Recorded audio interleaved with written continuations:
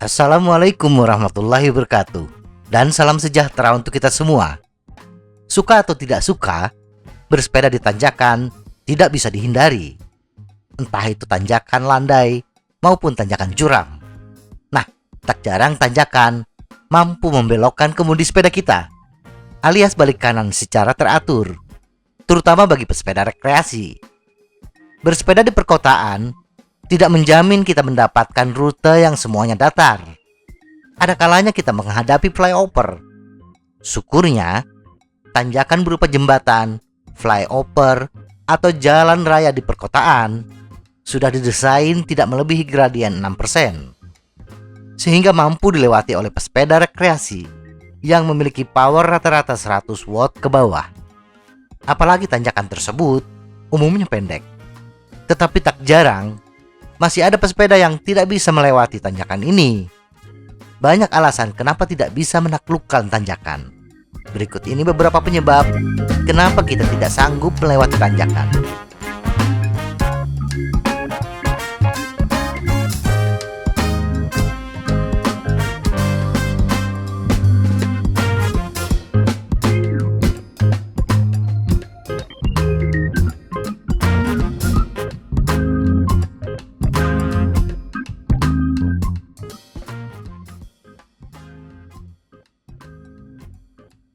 Mental. Penyebab utama kenapa kita tidak bisa menaklukkan tanjakan adalah kendala psikologis. Melihat tanjakan yang seakan menjulang, mental kita sudah jatuh duluan. Belum juga dicoba, dalam pikiran kita sudah tertanam, tidak mungkin bisa melewatinya. Ujung-ujungnya, kita turun dari sepeda dan menuntunnya menuju puncak. Ketidaksiapan mental tersebut muncul karena kita tidak percaya diri dengan kemampuan kita. Tidak pedenya kita bisa disebabkan kesalahan dalam gaya bersepeda, sehingga di masa lalu kita seakan disiksa oleh tanjakan. Trauma tersiksa oleh tanjakan inilah penyebab mental kita jatuh sebelum berjuang. Ciri kita stres ketika menghadapi tanjakan adalah jika kita menemukan kita mencengkeram setang sepeda dengan kencang, tidak rileks. Maka sambil menarik nafas yang dalam, tenangkan diri kita sebelum memasuki jalur tanjakan.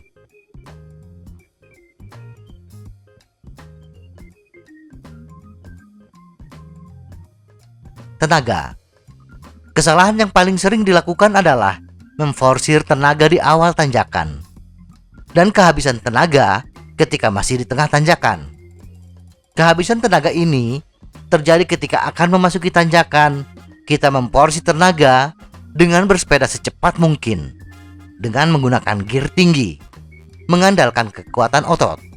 Kelelahan muskuloskeletal akibat menggunakan tenaga otot yang berlebihan membutuhkan waktu yang lebih lama untuk pemulihan dibandingkan kelelahan kardiovaskular.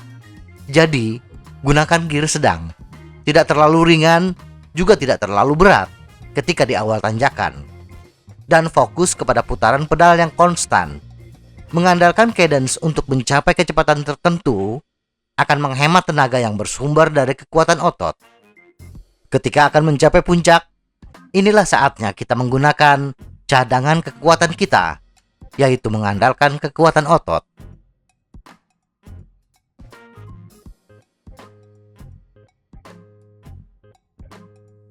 Momentum. Sepeda adalah benda bergerak. Ketika kita mengayuh sepeda pada kecepatan tertentu, kita akan mendapatkan momentum, di mana sepeda masih melaju, walaupun pedal tidak dikayuh. Kesulitan pesepeda ketika ditanjakan adalah memindahkan gear ke tingkat yang lebih ringan ketika berada di tengah-tengah tanjakan. Perpindahan gigi seakan berat dan berderak. Bila kita bisa mendapatkan momentum dengan memacu sepeda lebih cepat di awal tanjakan, maka kita memiliki kesempatan untuk tetap melaju tanpa mengayuh sepeda. Dan pada saat itulah kita bisa memindahkan gear dengan lebih mulus. Gear ratio. Sebagaimana kita bicarakan sebelumnya, kelelahan dan habisnya tenaga ketika di tengah-tengah tanjakan, salah satunya disebabkan kita menggunakan gear rasio yang terlalu berat. Tidak berpindahnya gear rasio ke yang lebih ringan bisa disebabkan kita terlalu percaya diri bahwa kaki kita masih sanggup mengayuh di tanjakan curam. Atau bisa jadi kita kesulitan memindahkan gear ke yang lebih ringan akibat tegangan rantai yang terlalu kencang. Agar kita terhindar dari menggunakan gear yang terlalu berat ketika di tanjakan, turunkan gear sebelum memasuki jalur tanjakan. Jaga agar kaki tetap berputar pada 70 rpm atau lebih. Jika kita merasa putaran kaki melambat karena putaran yang terasa berat, turunkan gear untuk menjaga rpm tetap dalam kisaran optimal 60-70 rpm.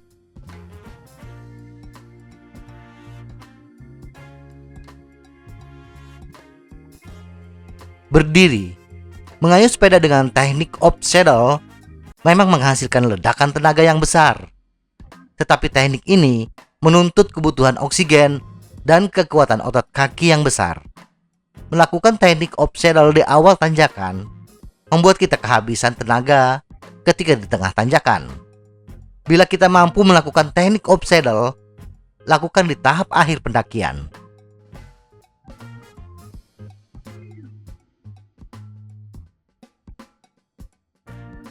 Bahan bakar. Saya kadang-kadang melakukan kesalahan ini. Bersepeda dari rumah menuju rute tanjakan di Bandung Timur, yang kadang-kadang harus bersepeda hampir 1 jam. Tanpa berhenti dan mengisi bahan bakar, langsung menerjang jalur tanjakan. Nutrisi yang tersedia bagi pesepeda hanya bisa mensuplai tenaga untuk durasi 60 hingga 90 menit. Setelah itu, tubuh membutuhkan asupan nutrisi baru untuk menjamin ketersediaan glukosa dan glikogen. Agar tidak terjadi kehabisan bensin di tanjakan, sebelum memasuki jalur tanjakan, apalagi kita sudah bersepeda kurang lebih 60 menit, sempatkan untuk istirahat dan makan makanan yang mengandung karbohidrat tinggi yang mudah dicerna. Bisa berupa pisang maupun makanan manis lainnya.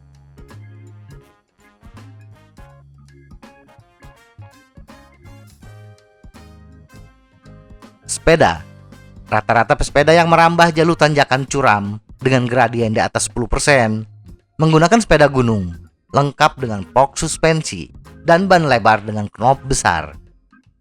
Di sini kadang-kadang pesepeda lupa untuk mengunci box suspensi, sehingga ketika melibas tanjakan, tenaga yang disalurkan ke pedal tidak 100% digunakan untuk memutar roda belakang, tetapi sebagian terserap oleh pergerakan suspensi yang turun naik, efek bobbing.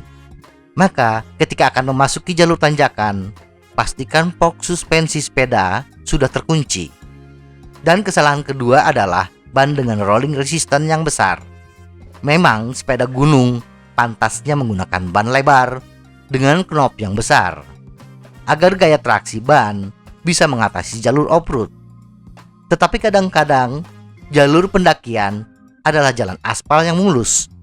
Apalagi bila mendaki flyover di jalur perkotaan, menggunakan sepeda dengan ban lebar dan knop besar di jalan aspal akan menghasilkan rolling resistance yang tinggi. Rolling resistance yang tinggi menyebabkan kayuhan pun semakin berat. Semoga informasi ini bermanfaat. Tetap sehat, salam goes.